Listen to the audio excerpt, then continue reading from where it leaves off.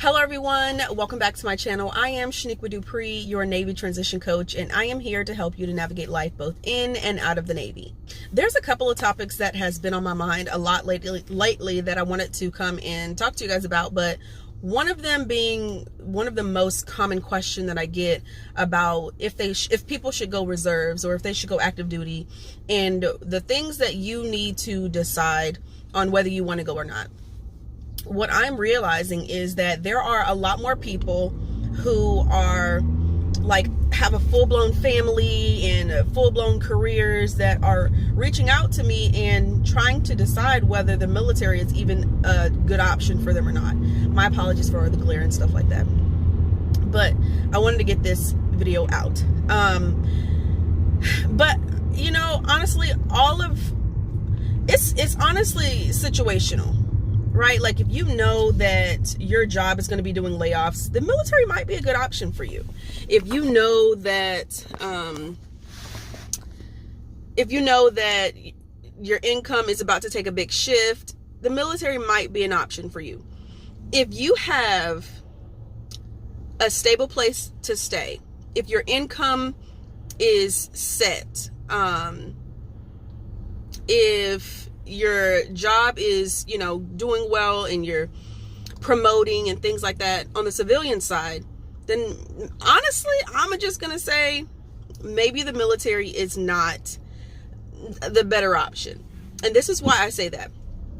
There are military members who struggle to provide for their families, and they're on shore duty and they have a full-time job. A lot of people make the mistake that military members can afford just basic things.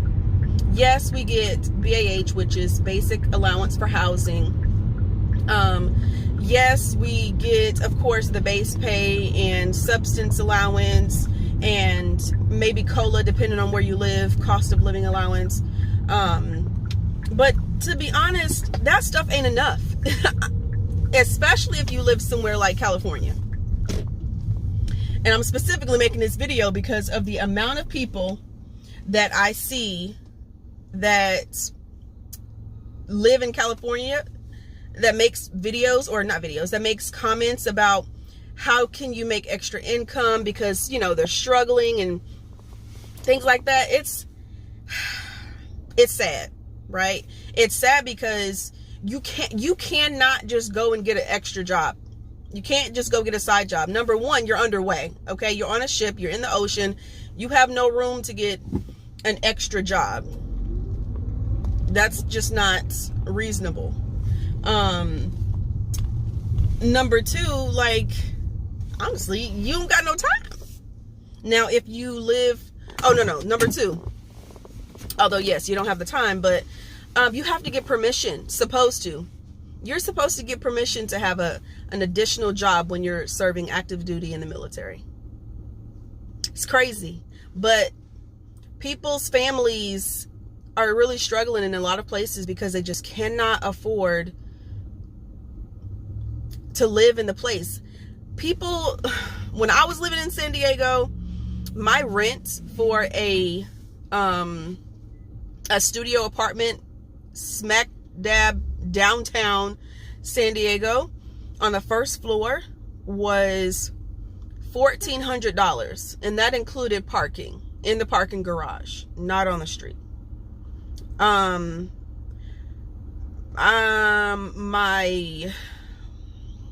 This was so long ago. This was like 2017, so sorry if I get some numbers jacked up, but my gas and electric and basically all of my utilities and trash and all that stuff, that didn't come up to, it was nothing more than $200.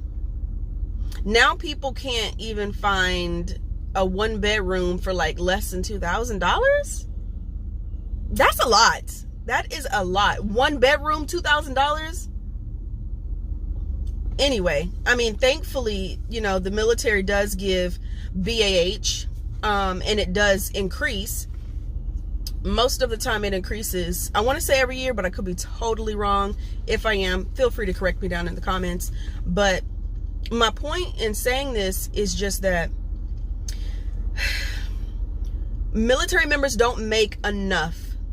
You don't get raises enough to sustain over a long period of time. I have been an E5 since 2015. I've been an E5 since 2015. Which means that my income does not increase besides once a year when everybody's income increases. I mean, like, there's nothing that I could really do about it. I mean, and then on top of that, I'm a reservist. So yes, I was talking about active duty, but I'm a reservist. I don't know my job as well as I should know my job because I don't do my job. I do my job maybe, and it's a strong maybe, once a year when I do annual training. We don't get a whole lot of hands-on experiences. You can request that, but remember, most people join the military because they're trying to either get out of a situation, secure their financial future, like retirement or something like that. And people come in with children. They come in with a whole situation, children, spouse, goals. Like, I mean, of course, my goal and hopes would be to make rank, but what can I do? I cannot force people to put me on orders, nor can I just up and go. I tried that, didn't work out. Actually, I tried to just be like, oh, I could just, go on some orders to Norfolk, Virginia. And, yeah, my situation just did not handle. I have, at the time, my son was in kindergarten, a daughter who's in daycare. I'm raising my kids by myself. Yeah, they had their dad, but then they had to pack up and move to a whole different state. Now might be a little bit more easier for me to do something like that. But I mean, if you guys have not heard me say this, I really don't enjoy being an engineman. It's not conducive for my life. It'll behoove me to go and find something else to do, to be honest with you guys. Meaning like a different rate, going officer or something like that. But the military is not, to me, it is a saving grace. I remember this one time before I joined the military. I was thinking about this the other day. I was telling my boyfriend at the time, before I joined the military, I was like, people in the military, they just, let the government like take care of them or whatever. I was complaining about people in the military, honey. Then I joined. I was like, okay, we still don't got enough. I get it now. We don't have enough. It might be consistent 1st and 15th without a beat, except when it's time for them to decide if they want to give us money or not around, the new fiscal year, September, October timeframe. But yeah, you got the money coming in, but babe, it's not enough. And of course people will say, oh, well, it should be enough. Well, unfortunately, you have kids, right? You want to have more kids. You want to grow your family. You got to pay for daycare, after school programs. You don't qualify for the government assistance, like, unless you're a single parent. Just because you have 2 incomes in a household doesn't mean both incomes are enough. I'm grateful that there are programs out there that are specifically for military members, but let's just be honest. And then you need a new car. You are literally living from paycheck to paycheck as different things come up, right? You move, or this part, maybe I should name this video complaints about joining active duty, and it's not meant to be complaints. It's meant to help you guys to really understand like why you're choosing the option that you want to choose. Maybe you can hear some things that you didn't even think about. But like when you move from one location to the next location and you're dependent on the BAH of that prior location, San Diego, much higher, right? You go to Ohio, that done cut your income by like $2,000, especially if you were on a ship out there, because you get paid sea pay. You understand, like, your whole career, your income is going to be fluctuating, going up and down, up and down, up and down.